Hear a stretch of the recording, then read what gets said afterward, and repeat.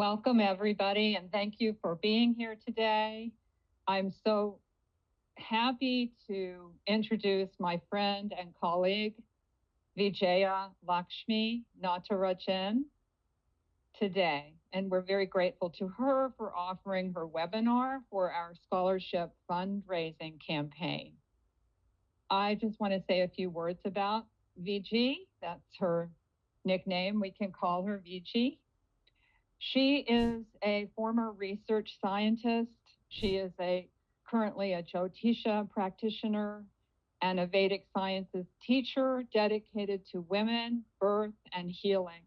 And her passion is supporting mothers through this sacred journey of birth, from conception to postpartum. And her life's work integrates her training in biology, chemistry, physiology, and healing, along with Ayurveda, yoga, and Jyotiṣa, complementary sciences of life. She earned the title of Acharya under the guidance of her main teacher, Sovik Dutta, and she has written 2 books to share her perspective, offering Jyotiṣa as a tool for self-discovery, self-improvement, and alignment with the wisdom of the stars. You can find her and learn more about her work and her wonderful books via her website at divinejourney.me. Today, she's going to speak to us about something that is a very rare topic, Adhana Lagna in Jyotiṣa, the forgotten chart of destiny. So thank you everyone again for being here and supporting ACVA, and thank you, Viji, for being here with us as well. It's such an honor and pleasure. Thank you. Thank you so much, Dr. Boots and Juliana and the entire ACVA for inviting me. It's my absolute pleasure. I just want to begin very quickly with an intention just to set in motion our work today. So allow me to just say a quick prayer. Om Gam Ganapataye Namaha. Om Akratunda Mahakaya Suryakoti Samaprabha. Nirvignam Kurume Deva Sarvakaryeshu Sarvada. Om Shanti Shanti Shanti. Let me share my screen.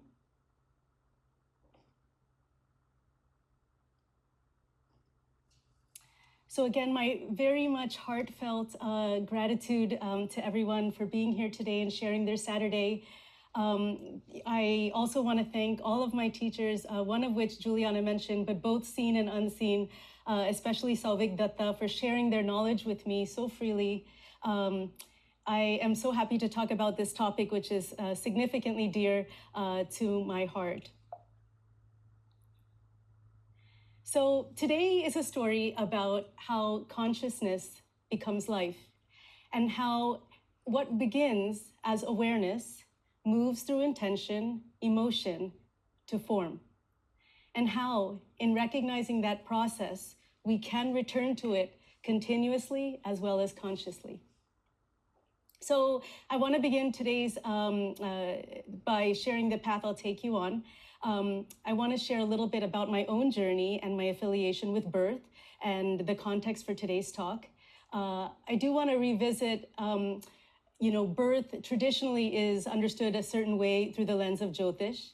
And from there, I want to shift a little bit backward, as Juliana mentioned, to the moment of conception, and it being really the hidden prelude to everything that we see at birth. Then I want to share some case studies that frankly reveal the remarkable continuity between conception, birth, and or conception, gestation, and birth, and how that one pulse of destiny at conception expresses itself at every stage. And finally, I also want to touch upon how I've integrated this work into my own understanding and what I do with clients and families on a daily basis. And I will be happy to take your questions and have a discussion afterwards. So I wanted to start a little bit about myself. I was a scientist, or still a scientist, studying and trying to discover how to create new medicines. And then I studied Ayurveda as well as Jyotish, and now I utilize all of these in the field of birth. So over the years, I've had the privilege of working with what I call the intimate field of creation. And as an Ayurvedic birth expert, my work spans, the full arc of conception, birth, as well all the way to postpartum. And so I help couples who are having, fertility issues, need to use assisted reproductive technology, address their health during pregnancy, prepare and traverse birth, as well as troubleshoot in the postpartum. So as an Ayurvedic practitioner, I've really had access to the details, basically beyond data points, the ones like the exact time of fertilization, or near anyways, the mental and emotional state of the parents at conception, and even how these moments ripple forward in pregnancy, their birth experience, as well as the early, days of their child's development. So later, when I talk about conception and that moment, I'm not talking theory, because I have watched these subtle beginnings manifest in real families, real bodies, and real births. So I want to transition a little bit from the gross and the physical nature of birth to the idea of creation in general. So in my years of work in this field, one thing that's extremely clear is that birth isn't just biological. There's a creative intelligence in motion, and Jyotish beautifully, describes this with precision. It really does give us the architecture of creation. So today, where basically consciousness and intention and karma translate into form, I want to start off by going over, what I call the equation of creation, looking at and understanding the birth chart from the point of view that where karma becomes visible, and then see how the soul and the mind's journey continue to influence and unfold through one's life. So there is a universal pattern behind creation. And this is a living equation described by the sages, and it's a process where consciousness takes shape. It begins with consciousness, intention, and impulse, which is the first spark of awareness or desire. And that desire is to create. And then when that consciousness meets thoughts, feelings, and perception, then action results. And it starts to condense into something that's more tangible, which is form. And then when that form takes shape in a context of time and space, we call it birth. And what I want to point out here is it's not just the birth of a child, but it's the birth of anything that enters into existence. And in Jyotiṣa, we use the same equation because it underlies every chart that we study, because this is how karma becomes visible. So when we draw a birth chart, from the date, the time, and the place of birth of an individual, we know that this can give insight into, the circumstances that one would face in their life. And this really is where that equation becomes complete, because consciousness has come into form. People often wonder how the birth chart, something that's created the moment that we're born, can signify or be relevant to somebody 50 years old. But that's because the chart shows karma. So when consciousness takes form, it doesn't come in with a blank slate. Each birth carries a specific allocation of karma that unfolds in this lifetime, which is called sanchita karma. And we are born, and as we're born, we take a portion of that karma called prarabdha karma, to live out. And as we grow and we experience life, and we interact with the world based on our actions that we do, we pick up kriyamana karma. And as we then, grow and we do these actions, agami karma is basically how the karma that we came in changes based on what we do. And then we carry over what remains. But the question arises, how does karma know where to go and how much to take? So how does it find the exact family, the precise circumstances, and the field in which it can unfold? So karma resides in the soul. And this soul must choose the circumstances, the people, the place, and the timing through which the blueprint can be lived and embodied. Now, birth is not accidental. It doesn't happen in isolation. Each soul is part of a larger web, a karmic mesh, where shared karma, experiences, and unfinished learning are there. And so people are drawn to one another, right, in partnership through that shared experience. And then through that union, a new field opens up and for another soul to enter. And then this allows the space for, a child whose journey is linked to, the karma of their parents. And this is how karma flows. So through connection, relationship, and the meeting of souls. And it's very, very precise. So when a soul is ready to take birth, it seeks the field in which that karma is to unfold. And that field is created through the parents, their bodies, their actions, their minds, their emotional states, all these, the timing, the readiness, their thoughts at conception, all become the doorway for that soul to manifest and be born. So yes, it is biological, but it's also karmic. So that resonance is actually very, very important. What happens between intention and then and that field during that time of conception is extremely important and guides this process significantly. So in this next section, we'll take a look at what the texts say, the ancient texts, its meaning, its importance, how it can be calculated, and most importantly, how it is to be understood and used in practice. So let's go back to that equation of creation. Now, for birth, this process begins with the Atma, carrying the karma to be fulfilled. Then comes Manas, the mind, and it creates the conditions, the thoughts, the impulses, and shapes basically our actions and how karma will unfold. From there, Sharira or body takes form, eventually then leading to birth. And this is the visible expression of that intention from Atma. Now, let's carry the same equation forward, but now let's see it specifically for Adhana.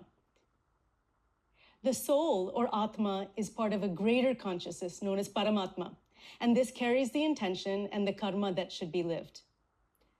So here, the mind field or the manas is related to the parents.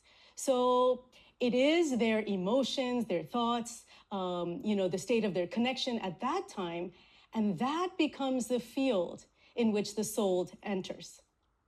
Now, at the moment of Adhana or conception, this consciousness, as you can see, gets associated with this field and begins to take form. So Atma merges with matter. And then from there, then it's the own individual mind that emerges, forming the Sharira, and then leading finally to birth. So it is this outcome, or this is the outcome of a process, birth, that began much, much earlier over here. So this, understanding of Adhana is not new. Our Shastras have spoken about it for obviously thousands of years. In the Rig Veda, it talks about cosmic conception and the idea that life is divinely orchestrated. In Garbha Upanishad, talks about how life, emerges, and there's consciousness that exists in matter. Then in Manusmriti, talking about the importance of preparation for conception. And then both, in the Mahabharata and then in the Bhagavata Purana, it talks about how, for example, in this case, Abhimanyu, when he was in his mother's womb, heard, about the Chakravyuha, and how in the next reference, how Prahlada, heard Narada's instruction while he was in the womb. So what we do during gestation, even, conception onwards, can significantly have an impact. And then here, in Parashara talks about the moment of the importance of Adhana. And then here how the nature of the planets, in the sky also have an impact on birth. And then the sacred biology of Adhana itself. So the rishis didn't just describe this philosophy, as a story. They actually gave us the exact method to calculate. So Parashara actually explains that the moment of conception can be calculated backwards from the time of birth. And so this is a way of tracing the journey of the soul, from manifestation back to its origin. And this is, just to even say these words fascinate me so much. There is a geometry encoded in the sky that actually encodes the entire journey of this creation, from intention all the way to embodiment. And it's fascinating how when he talked about calculations, he talked about karma, intention, and emotion, exactly what we talked about earlier in the earlier slides. And he translated this into days, and then, so let's begin. So what he said was the first step was to find what is known as gulika.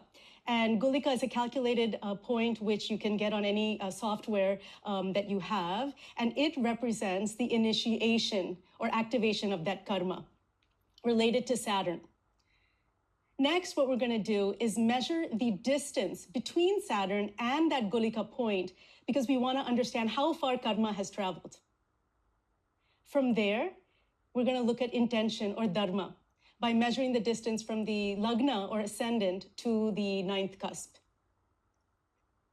Now, there's another dictum that says if the lagna lord, the ruler of the lagna, is in the invisible region of the chart, which is basically from the first house to the seventh house, then the formation is not yet there, so we have to add the arc of the moon. So we measure from lagna to moon, and then we add that arc. And when we add all of those together, we can convert degrees to days, and then we subtract that from the birth time. And so then we get a chart. We can cast a chart of Adhana.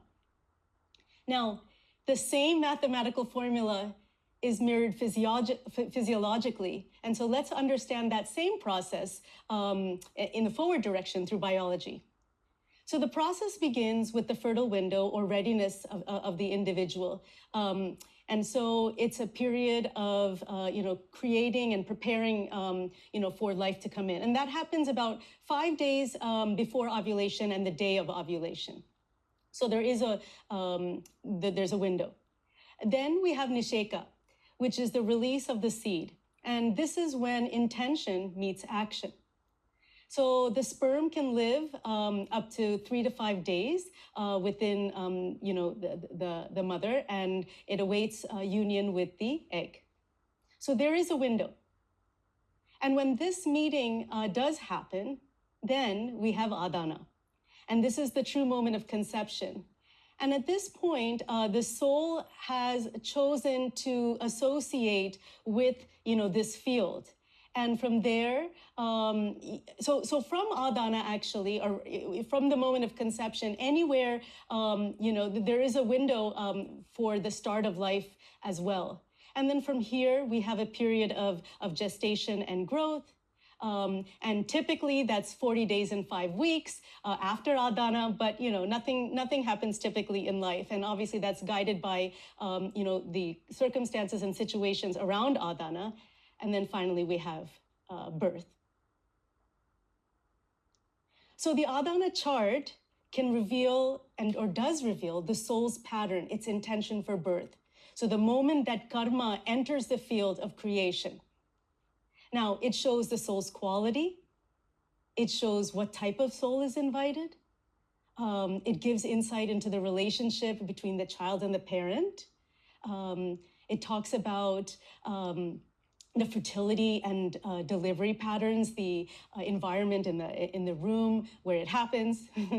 And there's also a dictum that Parashara talks about where there's a relationship between the Adhana Lagna and the Janma Lagna.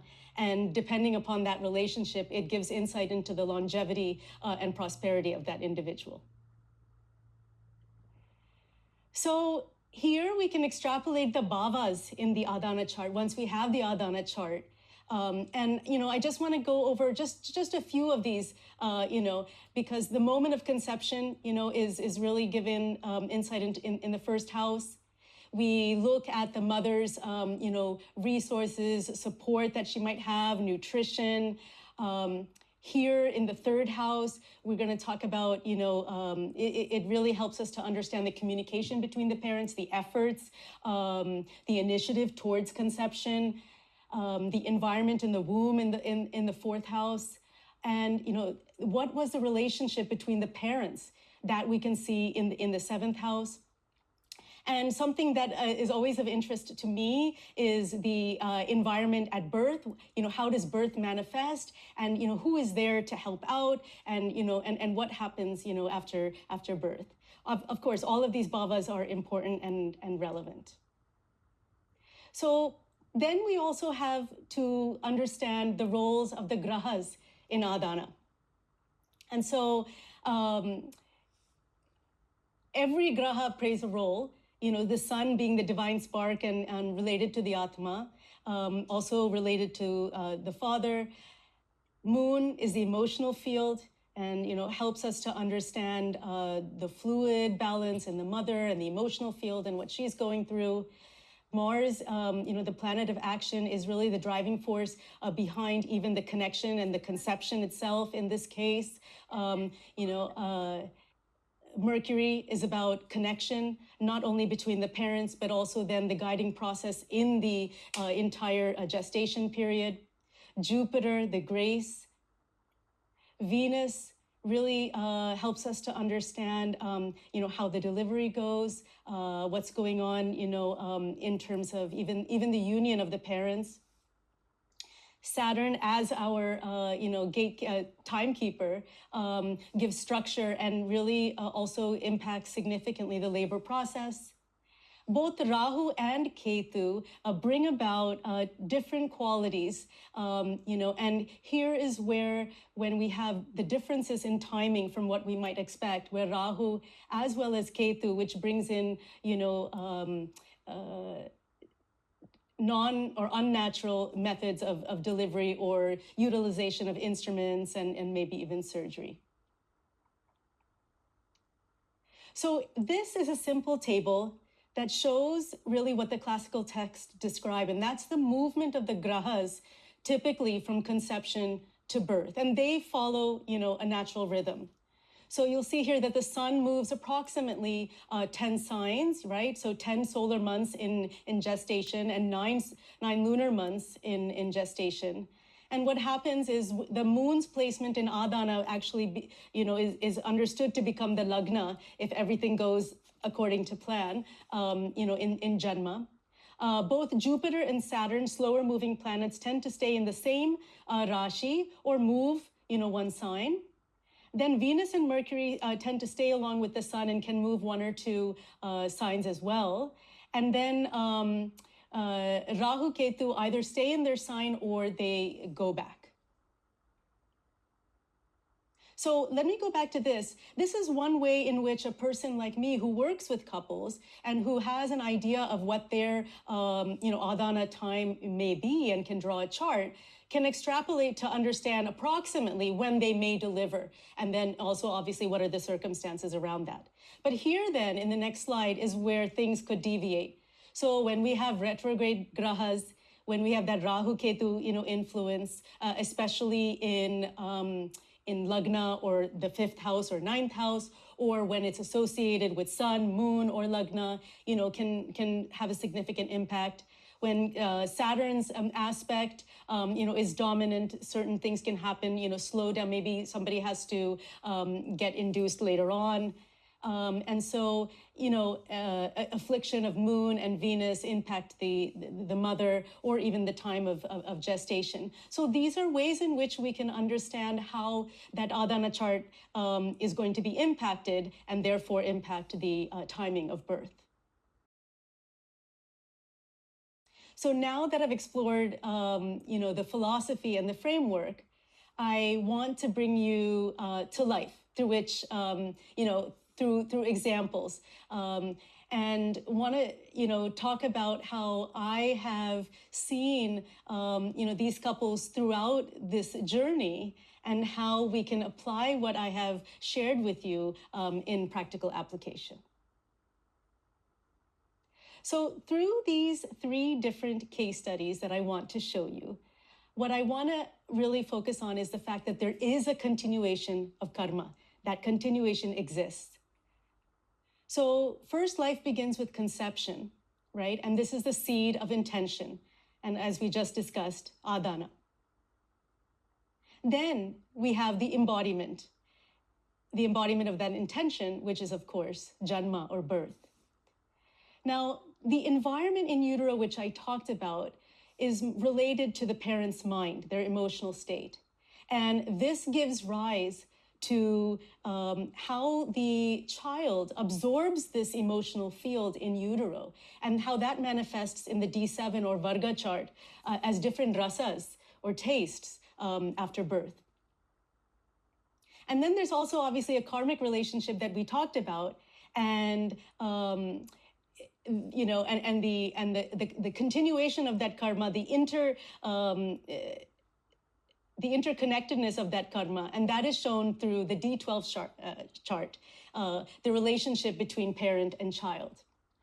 And then finally, there is a subtle thread to show exactly what I shared about the impact that adhana and what happens in pregnancy and gestation has on birth, and that is through the nakshatras, as the grahas in adhana move or don't move through certain nakshatras. And so this is what I would like to take you through with all of the couples. And so before we start and step into the case studies, I wanted to quickly go over the idea of these divisional charts that I mentioned before and that I want to speak about. So Saptamsa, D7, right, is really about the emotional matrix that the child, feels and what they have absorbed from the environment that they were in utero. So this is not about personality, but more about a reflection of the environment and how that impacts, the child. And so it comes from, this is from Parashara, where he has delineated 7 different rasas. And so when a planet is in any one of these rasas, it gives insight into that environment that child felt in utero. Then we have the D12 chart, and the D12 chart talks about a number of things that we can ascertain from it. But today I want to specifically focus on the relationship between parent and child. And there are 4 such relationships based on, the stories in the Shastras about these different deities, but really then reflect the relationship that one has, with their parent, and the other way around with their child. So let's talk about our first case study. So this is a couple who had a natural conception. They were very devoted people. They are devoted people, deeply intentional, and very much aligned in purpose with themselves. And also, they did a lot of garbha samskar, which is preparation prior to pregnancy, during pregnancy. And so their pregnancy was actually quite smooth. It was very intentional. They did practices, as I mentioned, like life throws us some stress. So there was, some stress, and they had to be induced earlier than, so they didn't go into labor spontaneously. They did have a long labor. They had a significant amount of support, but it ended up in C-section. But they had a healthy delivery of twins. And so now what I want to do with this context is to look at the Adhana charts and the other charts to see if this really did mirror. So in this Adhana chart, what I want to bring your attention to, first of all, is the Lagna. So Lagna is in Sagittarius. Like I mentioned before, these folks were deeply conscientious about their conception. So there's a lot of relation, like a very dharmic and conscious conception that they had undertaken. And so the parents were also very much in aligned and had clarity of intent. And then Lagna Lord is also aspecting Jupiter, so that is there. In terms of the parents' effort during this process, like I said, it was very thoughtful, very disciplined, and there was a concerted effort, towards conception. Now, in the fourth house, you can see Venus, Rahu, and Sun. And so there was actually very much an ease of conception, very nurturing. The father was extremely supportive, with the mother. And I can say, you can see Rahu here, as I mentioned earlier, there was a bit of anxiety, related to the mother's work. And I think that this also foreshadowed, if you can see here, Ketu in the 10th, that, they did end up with a C-section. Interestingly enough, they did have, twins. And sometimes when you have a dual Rashi, as well as, Mercury, and then also Rahu with the Sun, splitting, the intent of the Atma, this could potentially lead to twins. Now, in this next slide, what I want to show is that classical movement of grahas.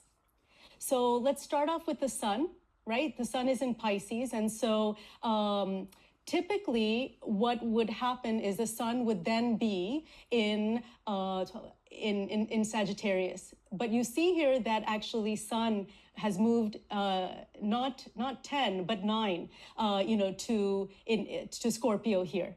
And so this is one, aspect of deviation. And perhaps it is because of the Rahu that was the case. The moon, yes, the moon in Aquarius moved then as we expected to Lagna. The slower moving planet Saturn remained in Aquarius. Then we have Jupiter here in Aries, and it moved to Taurus, so that it matched. So generally, this kind of met, the typical rules that we, we're talking about. As I mentioned, the Ketu probably indicated, the C-section delivery or an alternate timing or medical intervention, which is what happened. Now, for this couple, this is the D7 chart. And what I really just want to focus on here more than going into, detail is that, remember, this couple was, they were very loving, but also very dutiful. So that means, they kind of followed things, they were a little bit strict on the way they followed things. And so I think you can really see that in this, D7 chart about, there's a sense of duty. There is, obviously there's affection. There was a good environment in utero, but I think there is a bit of strictness and how do I say, that Saturn structure that is here. And then in the D12, you'll see that, because of the environment in utero, and the parents consciously preparing for this, there is an undertone of that love and that duty that I referred to earlier. So nakshatras here, right, show the quality of consciousness. That means how, the intention of that Atma, will be lived out. And more than, again, going through each one of these, what I want to share is that when you see a change of the nakshatra from Adhana to Janma, then you're going to see, depending upon, where it goes to the next nakshatra or 2 nakshatras afterwards, the maturity of that soul. And then if it stayed in the same nakshatra, it's about that intention is being carried over then in birth as well. So all of this guides the way that I do my work because it helps me to understand how best to interact with the people that come to me. So in this particular case, I very much supported their conscious pregnancy. I coached them, to maintain that emotional presence throughout, the time of their pregnancy. I shared my own thoughts on karma, birth, etc. And then I also counsel them to timing and surrender because there is always an expectation that everyone has. And knowing that this might not go the way that they wanted, I had to counsel them about that. And then it also helped me to know, when to come and kind of what was the right time. Was it really the right time when they thought it was or not? And it helped me to prepare them.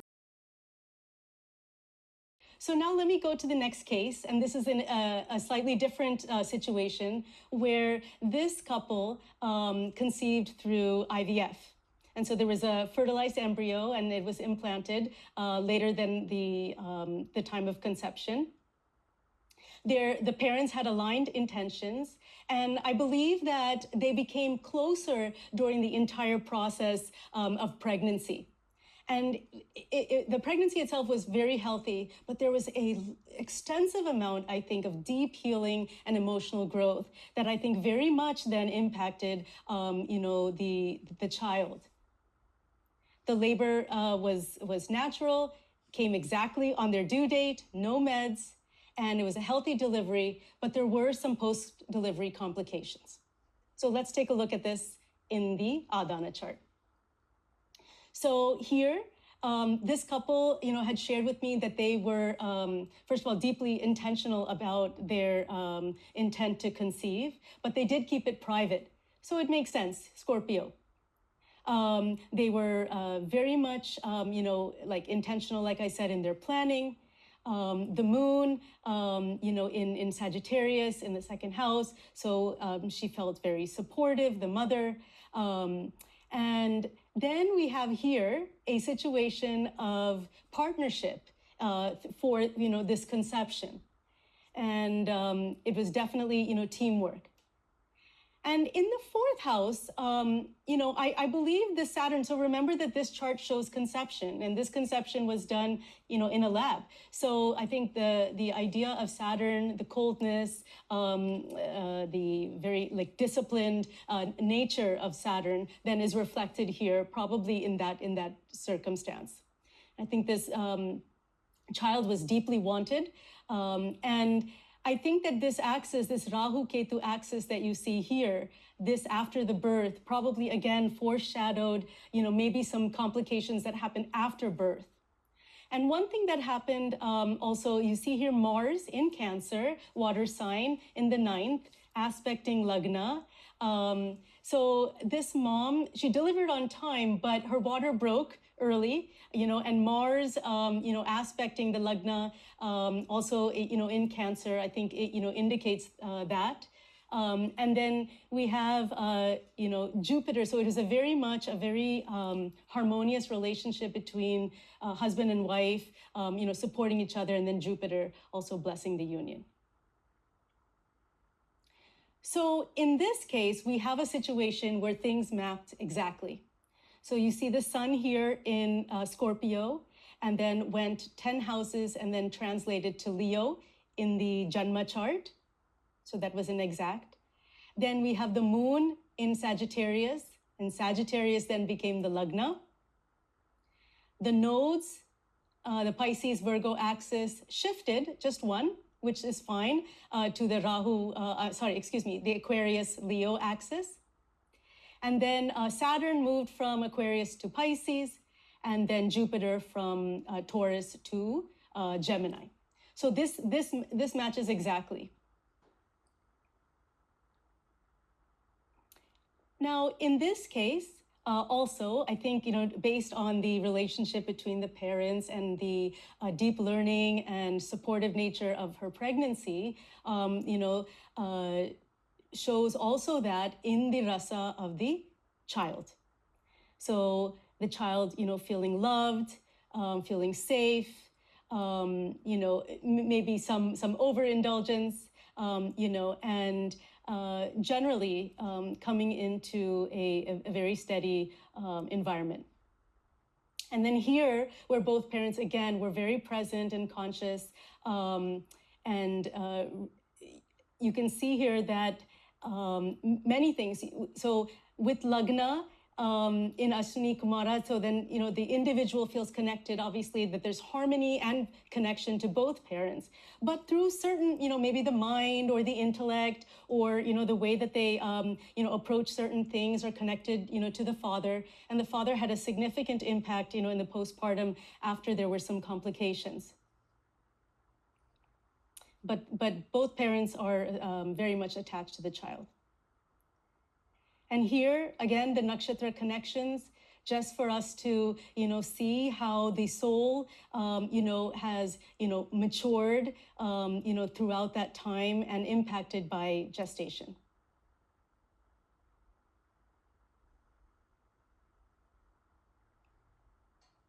So for this couple, definitely, again, supporting their conscious pregnancy, I wanted to make sure for them that everything was explained, because when you look at that Adhana chart, everything was done with meticulous intention. And so that was very important to them.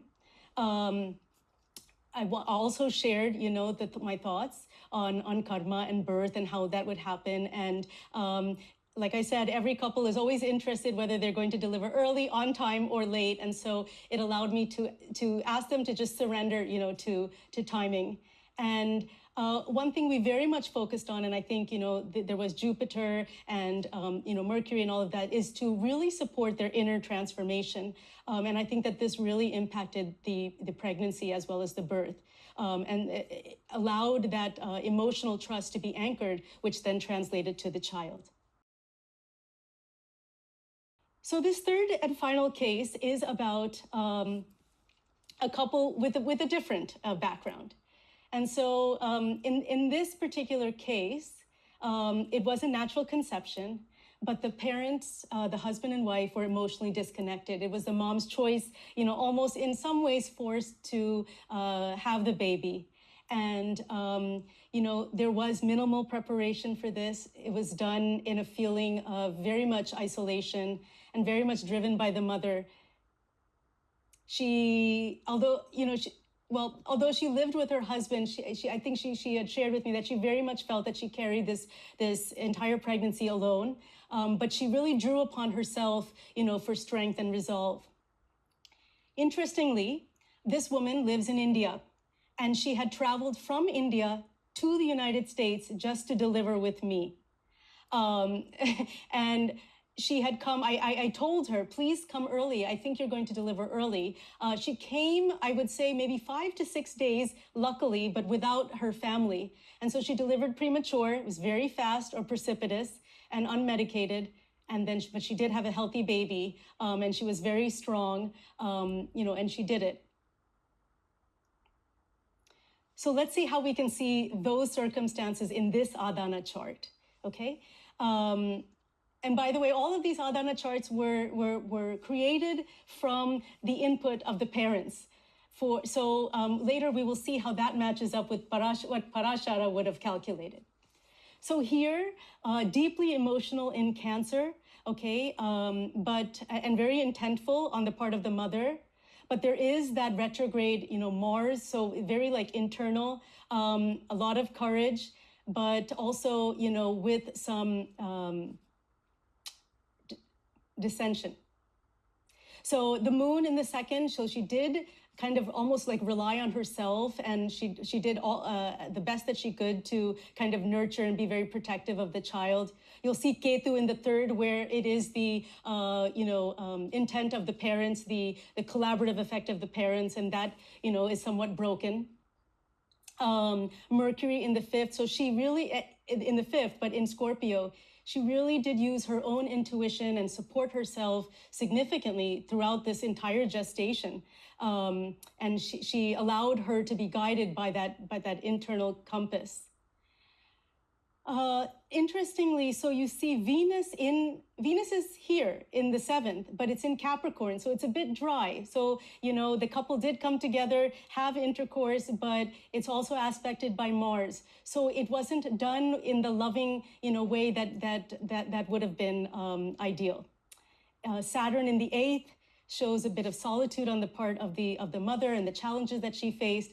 And this Rahu, again in a water sign, Pisces, in the ninth, her water also broke after rapidly, then having her baby. So the good part of this is that you see here in the postpartum that she did have Jupiter, both, it's retrograde, but internally, there to, support her.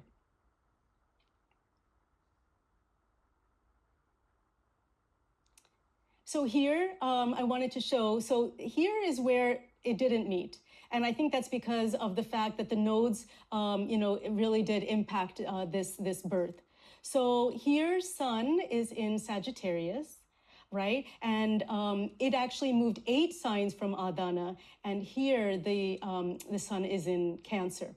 So perhaps, the impact of the nodes and Mars affected this. And then the moon here also in, the moon here in Leo, but the Lagna is not Leo, it's Libra. So, Saturn from Aquarius moved to Pisces, and then Jupiter from Taurus moved to Aries. So that stuck. And, I did expect that irregular timing, and I did share with her before that I think you will deliver early, so please prepare. Now, here's where it gets interesting, because this very, very emotionally intense field of the mother, I think, did obviously then translate, to the child. And so there is a lot of, you'll see here that Lagna, for example, is in Madhu, and maybe because the mother wanted this baby so very much, would put a lot of emotional intensity, on that child. But she herself felt that uncertainty, having that same love from her partner. And with the challenging environment, during that pregnancy, the child, would have definitely felt that, that emotional disconnect. In the D12 chart, you'll see that, both luminaries here is in Ahi. And Ahi, really then gives the sense of feeling disconnected from, one's parents, and basically looks outside, to some other, type of support. And so really what we do, during this time impacts everything that comes after. And then again, the nakshatra connections. So for this mom, very early on, I counseled her, to have support, to get support so that she could create that resilience during her pregnancy. I continuously reminded her that, she was strong and she had that internal compass. I did tell her, like I told you, that her water might break early. And I did share with her that she had to be prepared. So have, friends, have people there, come earlier than your due date. And that for me, when she called me 4 weeks early, rather than dismissing that she was, just making things up or not, not accurate, I knew that it was go time when she did call.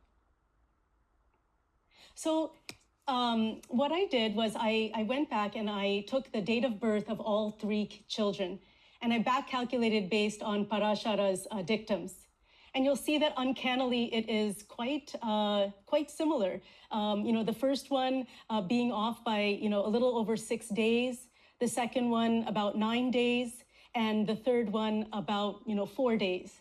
And so naturally, this was determined, by me, in collaboration with the parents and understanding the intimate details of how that could have happened, when it could have happened, and where it happened. But it's pretty close.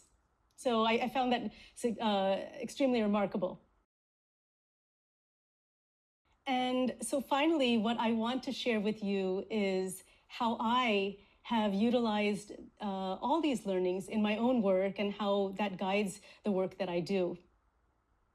So everything that we've explored today, from Adhana to the birth chart, happens across 5 planes of existence. So we begin, as I mentioned in the beginning, the field of source. So this is where the impulse for creation arises.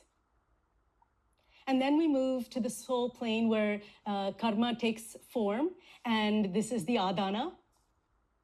The emotional plane that is influenced and describes the bond between, the creator and its creation, parent and child. The physical plane, Janma. And then as well as the causal plane. So this is the ancestral plane, the relationships, includes generational trauma, how relationships play out with parent and child. And all of this, is significant in that you can see how none of it exists in isolation. And so the same architecture that shapes creation also governs healing. And so in the work that I do, you'll see that I've incorporated all of the work and all of the learnings that I've had. So when I help women through fertility, Jyotish helps us to understand the importance of that time of conception or before conception, how to prepare our body. Ayurveda talks about that purification, the practices that we should do to prepare.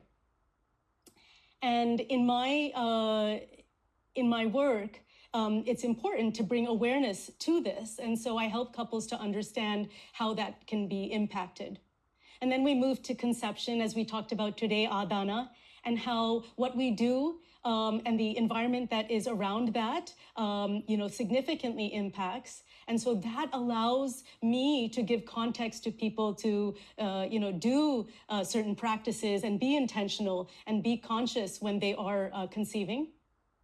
And then in pregnancy, as we know, the mindset of the mother, the environment that she is in, and what from outside impacts inside, can really be understood by, again, garbha vriddhi, the practices that we do in pregnancy.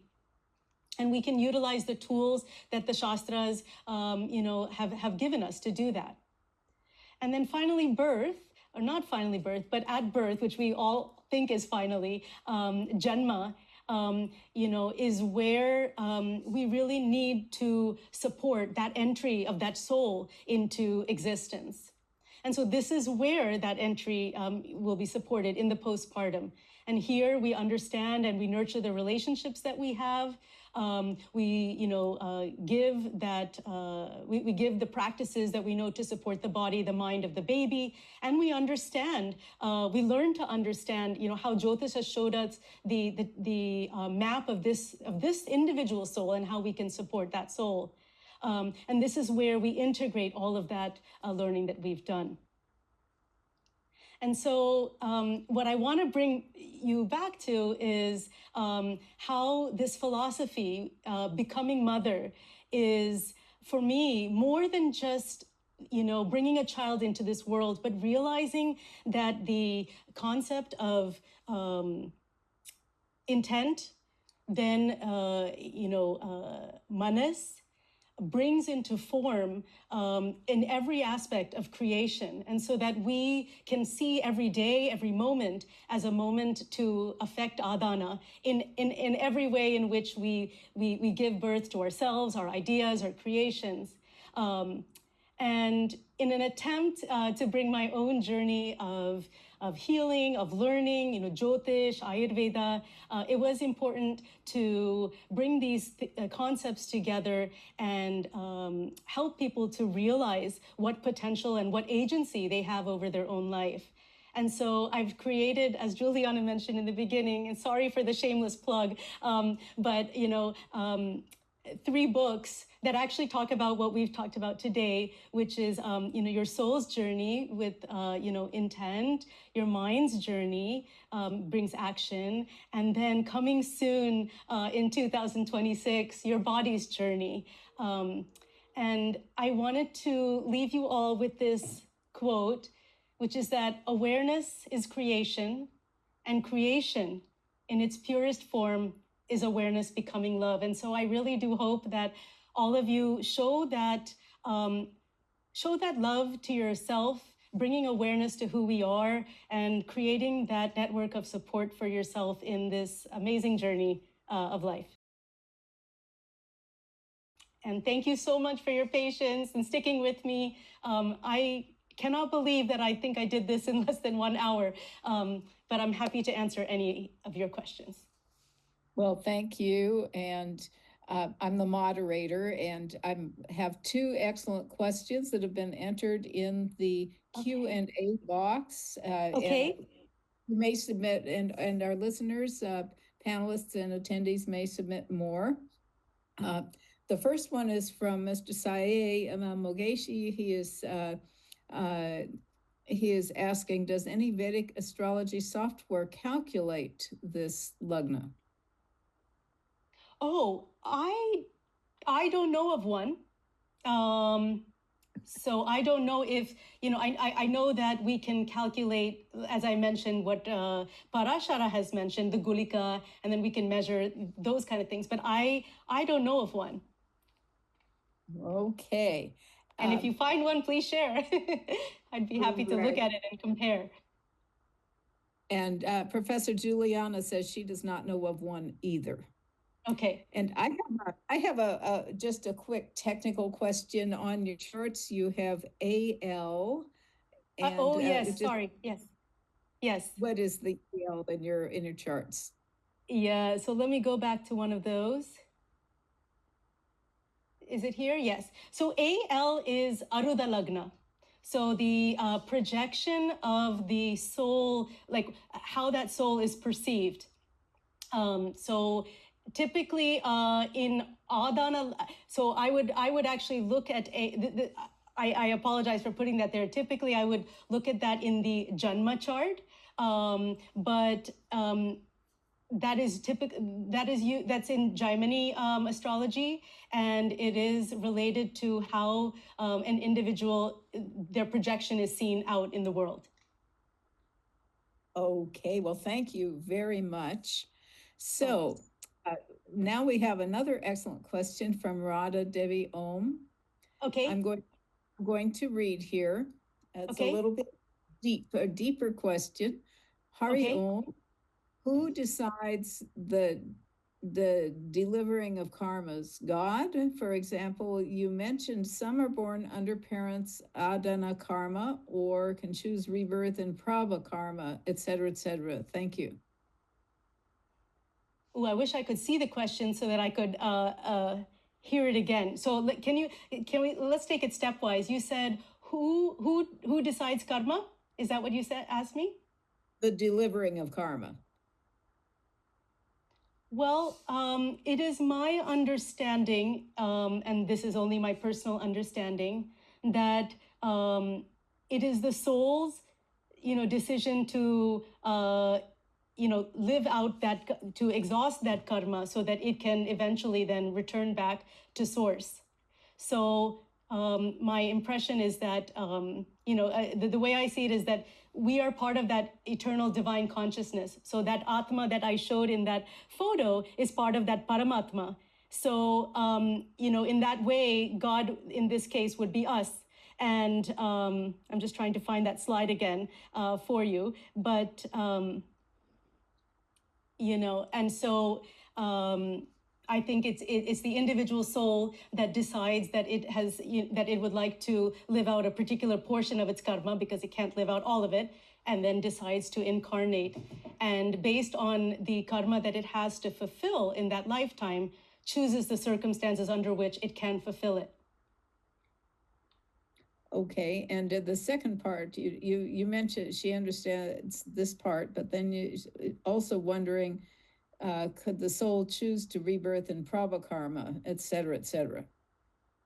And that part I don't understand either. So.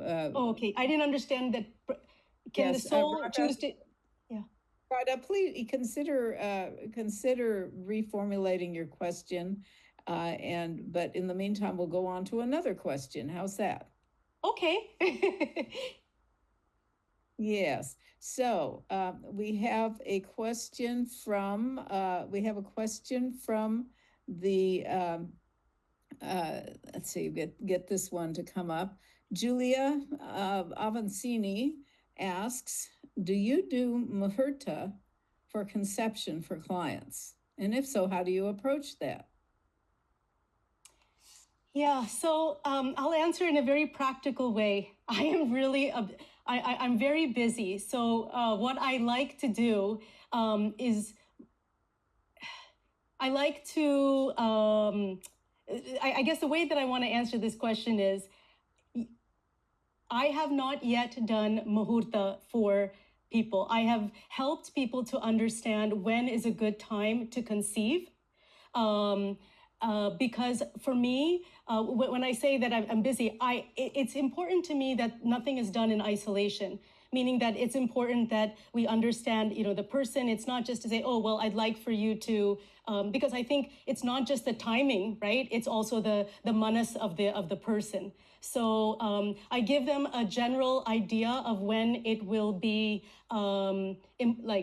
conducive for conception. And to be very honest with you, very few people, okay, think about conception before it happens.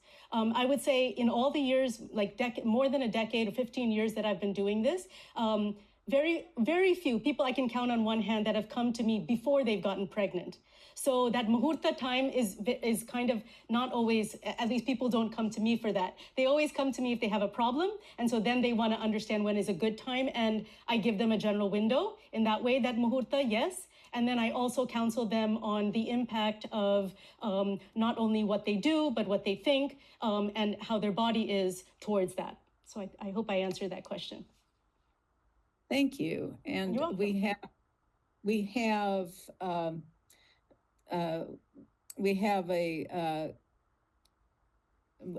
a question from an anonymous attendee. Okay. The second couple was interesting. Can you tell us more about how IVF plays into the bond with parents? It seems like less of a soul selecting the parents. It seems like the parents selecting the child. See, before I even go to there, that's a really fascinating question, and I'm not going to claim to have all the answers by any means. But my understanding, based on my own contemplation and my own understanding, is that it's not, even though because when you read the different shastras, it's just like the time of birth, different things are understood and written. I think that the Atma doesn't exactly or always get attached only when egg and sperm unite. I think that the presence exists. That means there's some association of Atma with either sperm or the matter, sperm and egg together, the embryo, and the timing of that differs. And I don't know whether we are so knowledgeable or divine enough to know when that is. And I think it differs based on each individual Atma. So that is my answer, because I have contemplated on this, as I try to understand, or, because that's why the truth is that whatever Adhana time I have given for all three couples are probably not exactly accurate. Right? I am not entirely sure whether the calculation I did, whether that is, entirely accurate as well. So that's what I would say. I don't know. But I do think it's different. Yes. Because I think that soul decides. Yeah. Okay, and Radha had a little clarification. She admits she's puzzled by this whole process, as we all are. It's very mysterious. It's very intense. Yeah. She's thinking about the parts of how the parents wish to bring a child to life and into their lives has an influence, and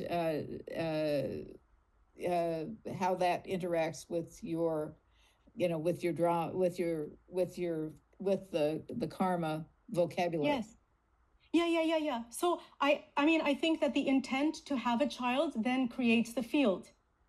So and so it's like matching up, right? And so not to bastardize it, but it's like going shopping. If you see what you're looking for, then or where you want to be, or where you need to be to fulfill what you need to fulfill, then you will go there. So I do think that has a role in it. There are people who, conceive, let's say, by mistake, or, without knowing.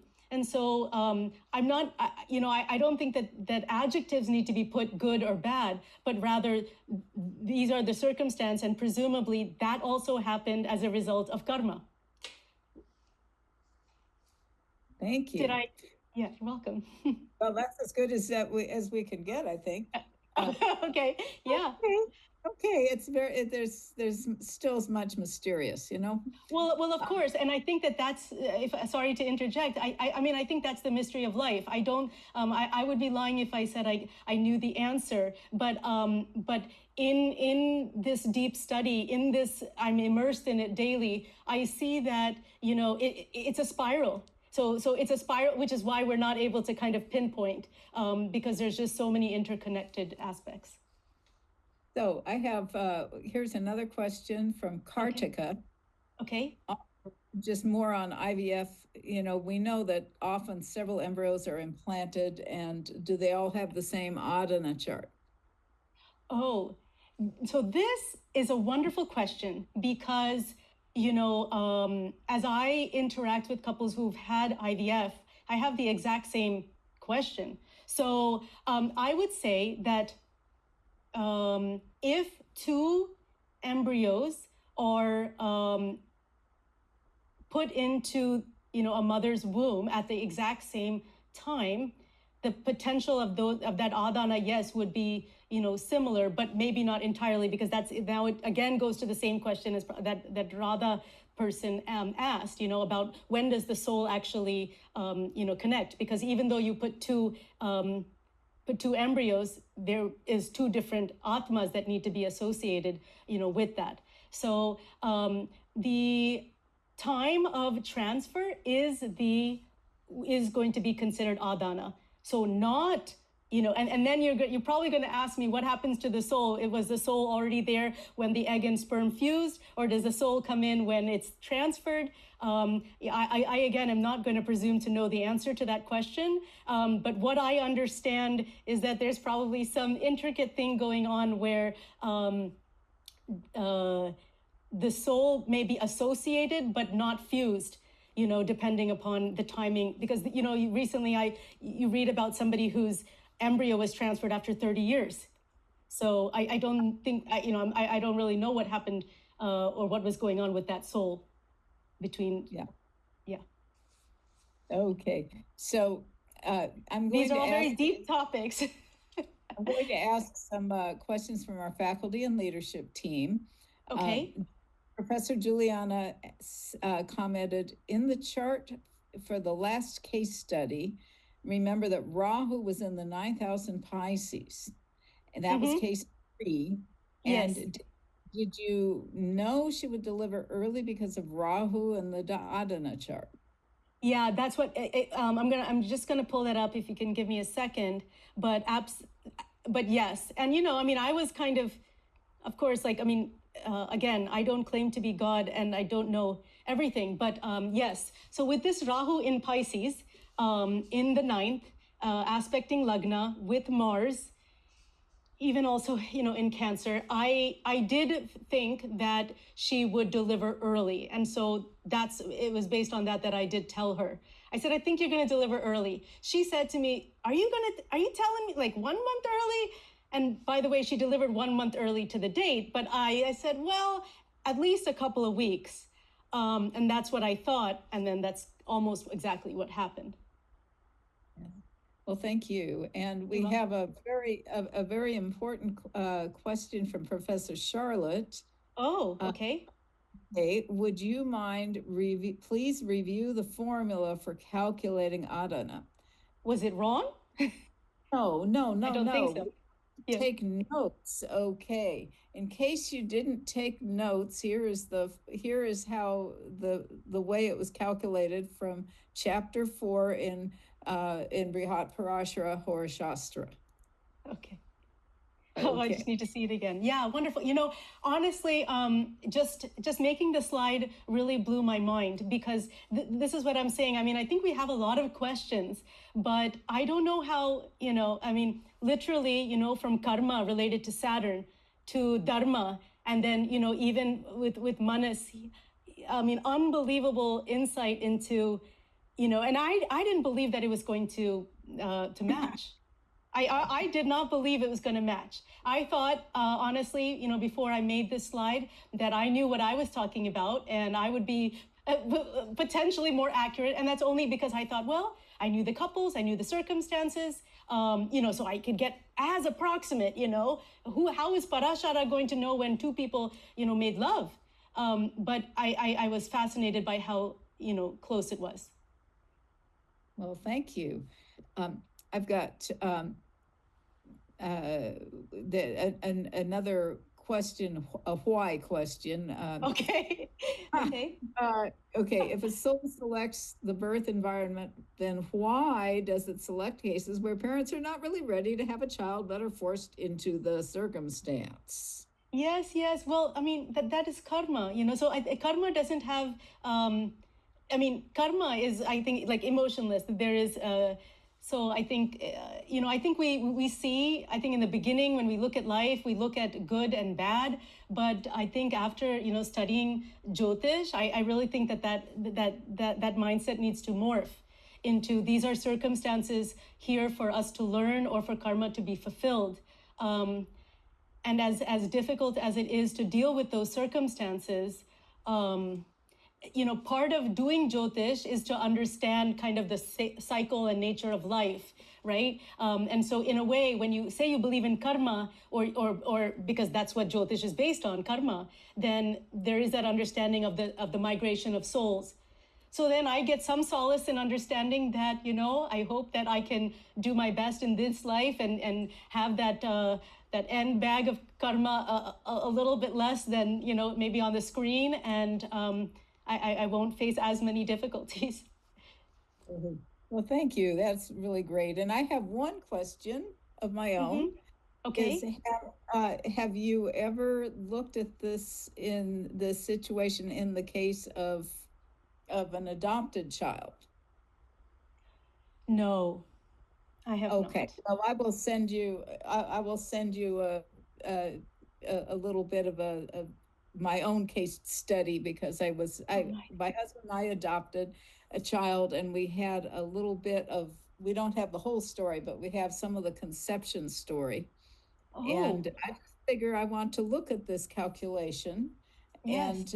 And so I will share that with you. It's an item of research, as we say. Yeah.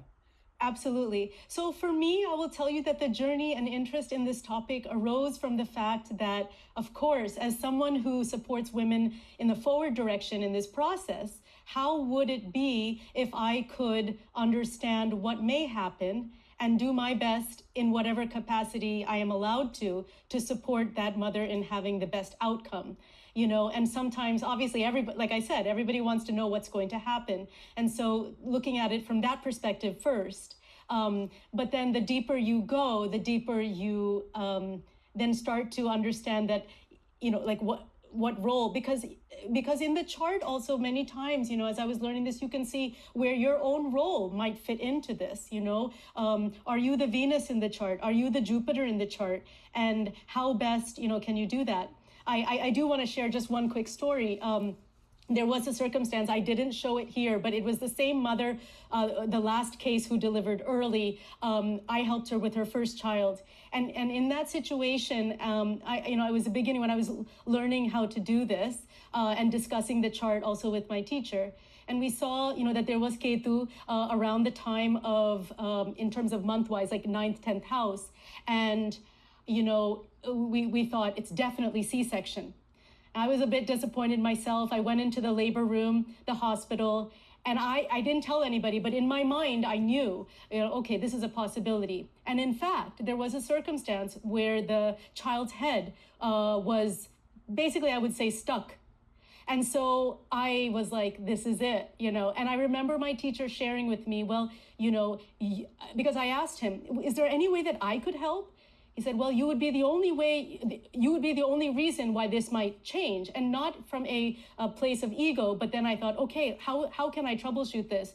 And so I did. That lady delivered in, I would say, 16 minutes, which is very fast for any of you who have delivered, especially a first baby. But that was a situation where looking at the chart helped me to just be a little bit like, okay, I kind of know what may come. And, I did my best to be grounded, but also to, utilize what I know to help that person. So that was a very positive way in which I use this information. And I think that, I'm going to actually go back, which I haven't, which seems crazy, to see if through Parashara's calculation, to go back to my own Adhana chart, just to see, and maybe ask my mother how her pregnancy was and, see if, how things, would have changed. I just think it's an important point of inner reflection. And, if anyone is interested, then they can see how their own journey or the journey of their children may unfold. Wow, this has been a great talk. And I think that we've reached a natural point of conclusion. Awesome. Our attendees will get a recording. It will come in, it doesn't come right away. It has to be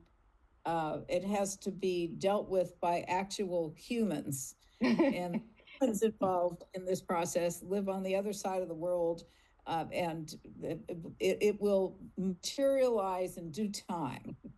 Be patient, my friends. And I just like to thank you again, Viji, for coming. I hope you'll come back another time and share some more of your deep wisdom with us. Thank you. Thank you for including me. We're so enriched by all of this. And may I just also offer, please check out Viji's website. You will be blown away by her Nakshatra book, by her first book about Jyotish, which is one of the best I've ever read. And I look forward to the third one on the way. But then there are also these incredible Nakshatra cards and Nakshatra prints. So they make wonderful gifts for people.